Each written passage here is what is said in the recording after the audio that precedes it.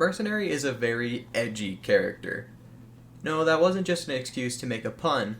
His whole deal is being a ninja that zips around at the speed of light, attracting all of the assassin players and the weebs in one swoop. But does he actually play like an assassin? For the most part, yeah, he does. Depending on your luck, you tend to become more of an assassin or an impossibly annoying gnat to kill. Usually you start off killing wisps, beetles, and baby lemons like it's nothing, and making relatively short work of bosses as well. But after about stage 4, you tend to fall off and making your massive blade feel more like a butter knife.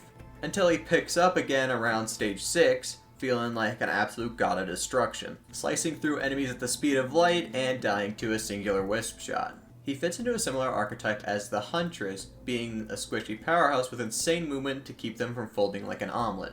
The difference is, Mercenary is all in, whereas Huntress can stay out of the fight, using her blanks to keep herself out of danger. Mercenary has to run into the thick of it to get the job done. The mosh pit filled with bosses, grunts, big chunguses, anything, he has to be in the middle of it dealing damage, using his abilities and his passive to stay out of death's icy grip. His abilities have a focus on mobility and invincibility. His passive is a double jump, which does a cool ass front flip.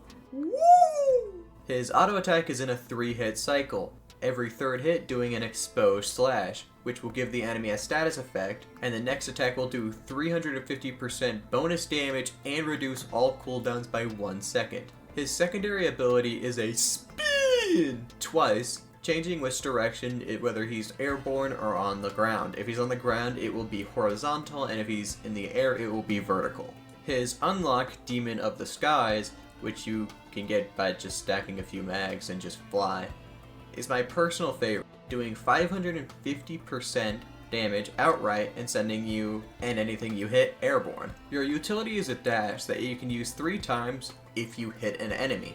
Its distance traveled and its speed is based on attack speed. From Mercenary's Flash of Blades achievement, which you can get by stacking Purity and basically anything that can reduce cooldowns, gives you Focused Assault, which gives you a singular dash that does 700% damage as opposed to the 900% collectively from the 3 dashes from your base utility. Every enemy you hit with the slash gets exposed. His special is like every anime ever, like actually just like shove some voice line in here and it'll fit.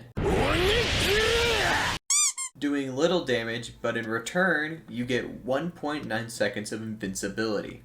His secondary special is unlocked by doing the Ethereal achievement, which, honestly, I have no fucking help to give you here because the Prismatic Trial always fucking changes, so you're just gonna have to keep going through one Prismatic Trial over and over again until you can get really good at it. That's my only advice for you. But if you're lucky enough to get it, it is his only ranged attack, sending out a Wind Slash, hitting enemies 8 times, leaving them with an exposed status effect on the last hit, keeping you out of the fight so you don't get touched inappropriately by that goddamn Stone Titan over there. From here on out, I'm going to be referring to the base abilities as the base abilities, and I'm going to be referring to the unlockable abilities as unlockable abilities, and then referring to them as their secondary utility or special. All of your abilities combined give you a few options in terms of gameplay. You can try for the impossible to hit assassin zipping around with your base utility and base special.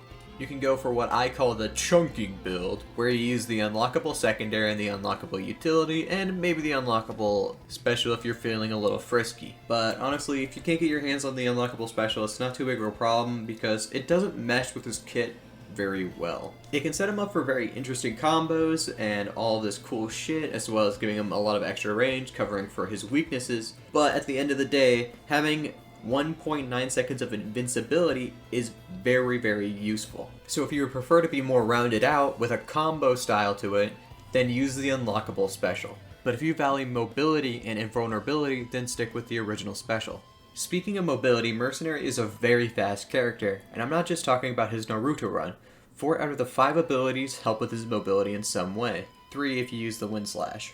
All of this combined, he can go wherever he pleases, which is very, very good for his item collection, because his gameplay relies heavily on the items he gets. If he doesn't get the certain items he needs, then he becomes more of a gnat that monsters want to swat away, rather than an actual threat.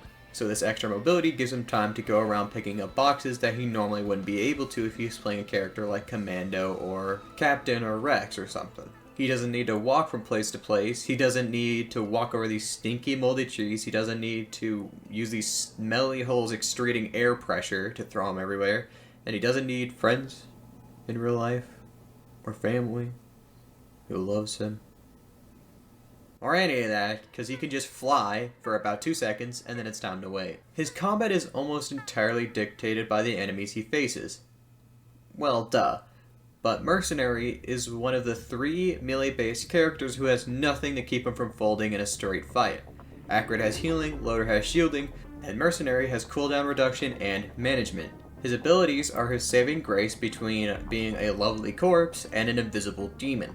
But it can also really depend on the enemy he's fighting. He'll have a decent time against like a Solaris or the ZI Construct or any of these flying enemies that need a lot of time to charge up attacks, or they're specifically targeting the floor or something like that. But something with perfect tracing like the Stone Titan or something with a lot of AoE like the Clay Pot are going to be a real challenge.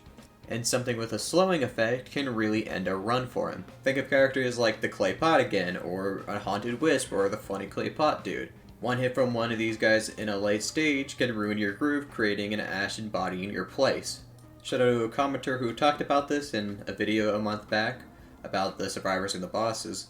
But depending on your attack speed, your dashes will go faster, which means at a certain point, if you go so fast, you can hit something into the side of the map, instantly destroying it if it's flying. Like a Solus, or whatever you call the fucking Eyes of Sauron, I don't know. I can't speak. Speaking of attack speed, his items are very important to a good run. But a lot of items can be put to good use, and you shouldn't use that as an excuse for a bad run.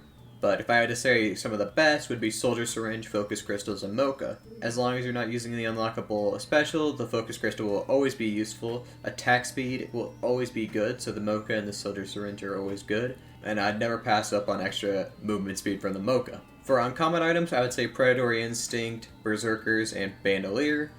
Just because more attack speed, you're probably going to be building crits anyway, so extra attack speed off of that would never hurt. Berserker is really good with Mercenary if you can train right with him. And Bandolier can be really strong because you can pick up the boxes while you're dashing, meaning that you could get an extra dash charge while you're dashing, so you could just keep dashing over and over again. But it is worth noting, since Mercenary has a status effect, which counts for the Death Mark is a good choice for it, which I did make sure that it does count as a status effect this time. For 3 legendaries, I'd say the Alien Head, the Hard Light Afterburner, and the Frost Relic. Alien Head is more cooldown reduction, which would be very good with Mercenary. Hard Light Afterburner is a very strong item with characters that rely on their util as much as Mercenary would, as well as just being good in general. And I just like the funny snowflake. That's it. I just like it. Like, I think it's cool to have on a melee character, even though it's probably better to have the funny electric mushroom. I don't fucking know. I just like it. And if I had to choose one boss item, it would be the Mired Urn, giving him more of a health pool to mess around with while he's fighting enemies. And before I forget, we would have to talk about the Void items. None of them strike me as particularly good for Mercenary in specific. Like, yeah, Weeping Fungus is gonna be good. Void Scent Flame is okay. Safer Spaces is Safer Spaces. Polyloot is really good.